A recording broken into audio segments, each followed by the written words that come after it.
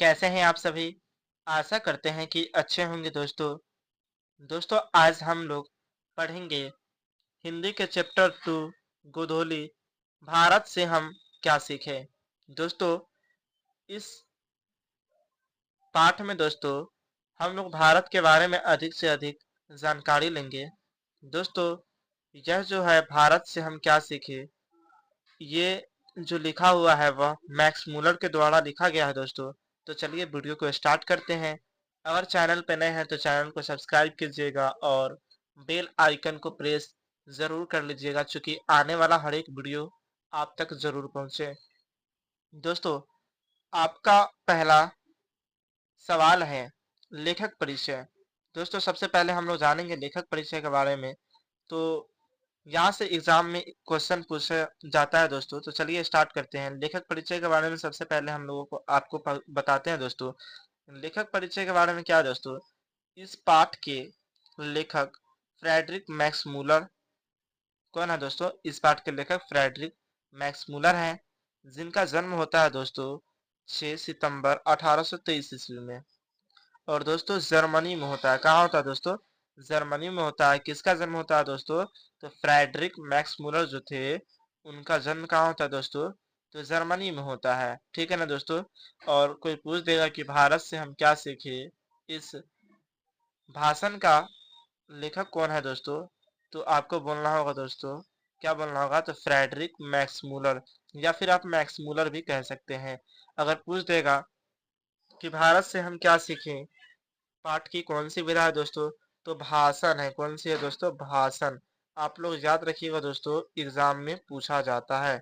यह दोस्तों ऑब्जेक्टिव के क्वेश्चन में पूछा जाएगा। चलिए दोस्तों आगे हम लोग चलते हैं। दोस्तों आगे है कि मैक्स मूलर जो थे उनके पिता का क्या नाम था। दोस्तों मैक्स मूलर के पिता का नाम विल्हेम मूलर था। क्या था दोस्तों? विल्हेम मूलर था। ठीक है ना दोस्तों।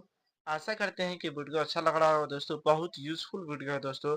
क्लास 10th के एग्जाम में पूछा जाएगा। आप लोग बने रहे वीडियो में।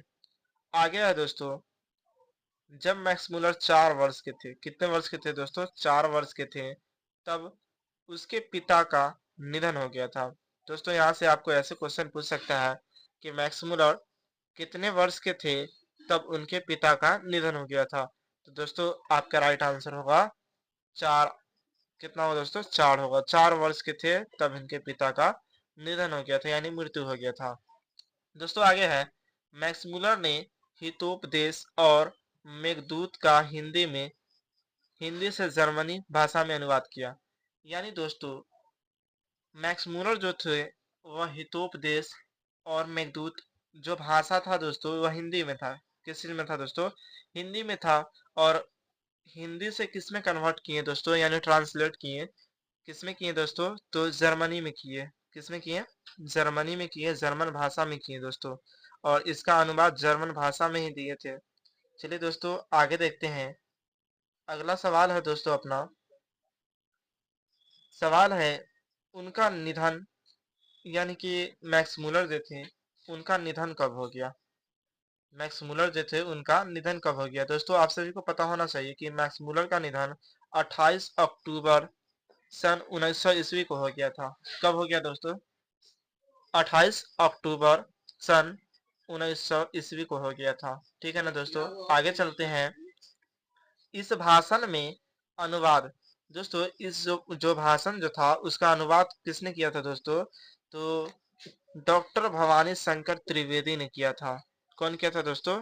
डॉक्टर भवानी शंकर त्रिवेदी ने किया था। यानी भारत से हम क्या सीखे, ये जो भाषण था दोस्तों उसको हिंदी में रूपांतरण किसने किया दोस्तों? तो डॉक्टर भवानी शंकर त्रिवेदी ने किया था दोस्तों। आपको एग्जाम में देखने को मिलेगा। दोस्तों अगर आप क्लास 10th में हैं तो इस चैनल को सब्सक्राइब कर लें, क्योंकि आपको यहाँ से बहुत सारे क्वेश्चन देखने को मिलेगा। क्योंकि हम लोग दोस्तों आपके लिए ही वीडियो बनाते हैं और एक एक सवाल को छांट कर के लाते हैं। दोस्तों बोला जाए तो ये मैक्स मूलर जो थे दोस्तों उनका पूरा नाम था फ्रेडरिक मैक्स मूलर। क्या था दोस्तों? फ्रेडरिक मैक्स मूलर था। उन्होंने बहुत सारी भाषण लिखी थी दोस्तों। उसमें से कुछ प्रमुख भाषण भी थे जो आपको एग्जाम में देखने को मिलेगा दोस्तों। पहला भाषण क्या था दोस्तों, हम देखते हैं। पहले जानते हैं कि भाषण में क्या हुआ था। तो दोस्तों इस भाषण में मैक्स मूलर ने भारत के बारे में बताते हुए हर पहलू से भारत को सबसे अच्छा देश बताया है। दोस्तों ये जो मैक्स मूलर है कहाँ के रहने वाले थे, तो जर्मनी के रहने वाले थे दोस्तों। लेकिन जर्मनी के रहने वाले थे, लेकिन भारत के बारे में बार बार सबको जागरूक करते हुए बता रहे थे कि भारत ही एक ऐसा देश है जहां पर हर एक तरह का प्राचीनतम सामान मिलता है। यानी कहीं घूमने का इच्छा हो दोस्तों तो सबसे पहले भारत जाओ। और मैक्स मूलर ने ही कहा था दोस्तों कि अगर आपको सच्चे भारत भक्त से अगर दर्शन करना है दोस्तों तो भारत के ग्रामीण इलाका में जाना होगा। कहाँ जाना होगा दोस्तों, भारत के ग्रामीण क्षेत्र में जाइएगा दोस्तों, तो आपको सच्चे भारत देखने को मिलेगा। दोस्तों दूसरा पॉइंट है कि मैक्स मूलर के अनुसार सत्य भारत का दर्शन ग्राम में होता है। यानी दोस्तों अभी अभी हमने बताया कि मैक्स मूलर के अनुसार सत्य भारत, यानी कि दोस्तों सच्चे भारत जो होता है, सच्चे भारत भक्त, सच्चे भारत देश के रहने वाले इंसान होते हैं दोस्तों, उनसे अगर आपको मुलाकात करनी है तो आपके भारत के ग्रामीण क्षेत्र में जाना होगा। कहाँ दोस्तों, ग्रामीण क्षेत्र में। क्योंकि ग्रामीण क्षेत्र के लोगों को अंदर दोस्तों भावना होती है और वह भावना को समझते हैं। दोस्तों अगला पॉइंट है तीसरा नंबर, मैक्स मूलर को स्वामी विवेकानंद ने वेदांतियों का वेदांती कहा है। यानी दोस्तों मैक्स मूलर को किसने वेदांतियों का वेदांती कहा है, तो स्वामी विवेकानंद ने मैक्स मूलर को वेदांतियों का वेदांती कहा है। दोस्तों आप लोग इसको याद रखिएगा क्योंकि एग्जाम में पूछा जाता है दोस्तों। अगला पॉइंट है दोस्तों, रानी विक्टोरिया ने मैक्स मूलर को नाइट की उपाधि दी थी, लेकिन मैक्स मूलर ने इसे लेने से दोस्तों अस्वीकार कर दिए थे। दोस्तों स्वामी विवेकानंद ने तो उनको वेदांतियों का वेदांती कहा तो इन्होंने एक्सेप्ट कर लिए, लेकिन रानी विक्टोरिया जो थी ना दोस्तों, वह मैक्स मूलर को क्या बोली थी और क्या उपाधि दी थी, तो नाइट का उपाधि दी थी। क्या किसका उपाधि दी थी दोस्तों, तो नाइट का उपाधि दी थी, लेकिन मैक्स मूलर ने लेने से इसको इनकार कर दिया था।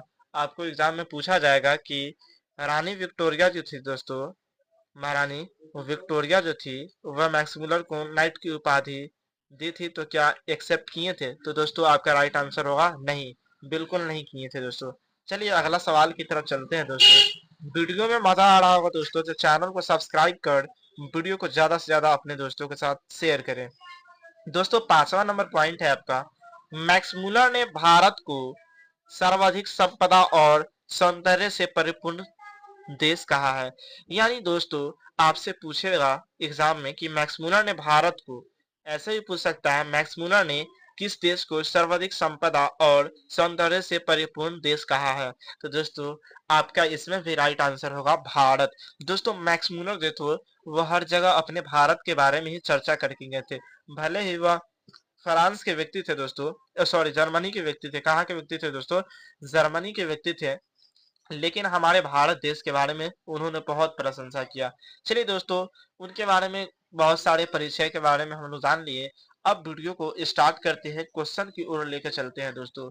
अगर दोस्तों वीडियो आपको थोड़ा सा भी अच्छा लग रहा हो दोस्तों, तो चैनल को सब्सक्राइब कर वीडियो को ज्यादा से ज्यादा अपने दोस्तों के साथ शेयर जरूर कर ले, क्योंकि वो भी कुछ नॉलेज हासिल कर ले।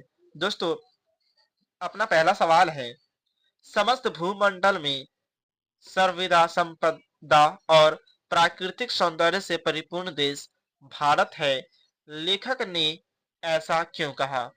यानी समस्त भूमंडल, यानी पूरा भारत जो है दोस्तों, पूरा भूमंडल है, वह सर्वाधिक संपदा और प्राकृतिक सौंदर्य से परिपूर्ण देश भारत है, लेखक ने ऐसा क्यों कहा। तो चलिए दोस्तों इसको हम लोग आंसर की मदद से जानने का प्रयास करेंगे दोस्तों। दोस्तों आंसर है क्या, देख लेते हैं। लेखक ने भारत को सर्वाधिक संपदा और प्राकृतिक सौंदर्य से परिपूर्ण देश कहा है। कौन सा लेखक कहा है दोस्तों, तो अपना कौन सा, मैक्स मूलर, ठीक है ना दोस्तों। किसे कहा है कि सर्वाधिक सौंदर्य से परिपूर्ण देश है, तो भारत देश को कहा है दोस्तों। क्यों कहा है वो जानते हैं, क्योंकि भारत में किसी भी संपदा की अन्य देशी तुलना में कमी नहीं है। यानी दोस्तों किसी भी देश और किसी भी विदेश को दोस्तों अगर अपना भारत से तुलना किया जाए तो उससे तुलना में कमी नहीं है दोस्तों। और भारत का सौंदर्य भी काफी आकर्षक है। यानी कि भारत का जो सौंदर्य है, व्यवहार है दोस्तों, देखने में क्या है तो अच्छा है, सौंदर्य है, आकर्षित करने वाला देश है। यह यहाँ की नदियां, पर्वत एवं हरे भरे खेत लोगों को अपनी ओर आकर्षित कर लेते हैं। दोस्तों अपने भारत में हरे भरे खेत रहते हैं दोस्तों, और उसमें हम लोग खेती करते हैं और कई ज्यादा मेहनत करते हैं दोस्तों। उसमें क्या होता है दोस्तों कि मजा आता है, हम लोगों को अच्छा लगता है जब हमारे पापा लोग घर में या फिर खेत में दोस्तों धान रोपते हैं, गेहूं रोपते हैं दोस्तों, उसका कटाई करते हैं तो मजा आता है दोस्तों। वही बता रहे हैं मैक्स मूलर कि वहाँ का जो नदियां है, पर्वत है, वह हरे भरे खेत लोगों को अपनी ओर क्या करता है, आकर्षित करता है, आपकी ओर खींचता है दोस्तों। आशा करते हैं दोस्तों कि समझ में आया होगा। चलिए अगला सवाल की तरफ चलते हैं दोस्तों। अगला सवाल है दोस्तों, लेखक की दृष्टि में सच्चे भारत का दर्शन कहाँ हो सकते हैं और क्यों? दोस्तों लेखक की दृष्टि में सच्चे भारत का दर्शन कहाँ हो सकता है और क्यों, यह किसने कहा दोस्तों? तो मैक्स मूलर के अनुसार कहा जा रहा है कि मैक्स मूलर के अनुसार सच्चे भारत का दर्शन कहाँ हो सकता है और क्यों हो सकता है दोस्तों। दोस्तों अपना सवाल का आंसर होगा, लेखक कौन थे दोस्तों? तो मैक्स मूलर थे। कौन थे? मैक्स मूलर थे, और इनका पूरा नाम था दोस्तों फ्रेडरिक मैक्स मूलर। क्या था? फ्रेडरिक मैक्स मूलर के अनुसार सच्चे भारत का दर्शन ग्रामीण इलाके में हो सकते हैं। कहाँ हो सकते हैं दोस्तों? सच्चे भारत का दर्शन करना है, सच्चे भारत भक्त से मिलना है दोस्तों, तो उस सच्चे भारत भक्त, सच्चे देशभक्त से कहाँ मुलाकात हो सकती है दोस्तों? तो आपको ग्रामीण इलाके में दर्शन हो सकते हैं दोस्तों, ना कि मुंबई, दिल्ली, कोलकाता जैसे शहरों में। क्योंकि भारत की असली संस्कृति ग्रामीणों में ही निहित है। यानी दोस्तों कि अभी तक जो हम लोग पढ़े थे दोस्तों कि भारत की जो संस्कृति व्यवस्था है वह कहाँ है ज्यादातर दोस्तों? तो कहाँ है तो भारत के ग्रामीण क्षेत्र में है। कहाँ है दोस्तों? भारत के ग्रामीण क्षेत्र में है, ना कि दिल्ली, मुंबई, कलकत्ता में है। ठीक है ना दोस्तों? ये किसके अनुसार? तो मैक्स मूलर के अनुसार बताया जा रहा है। चलिए दोस्तों अगला क्वेश्चन की तरफ चलते हैं। दोस्तों सवाल है तीसरा नंबर, धर्मों की दृष्टि से भारत का क्या महत्व है?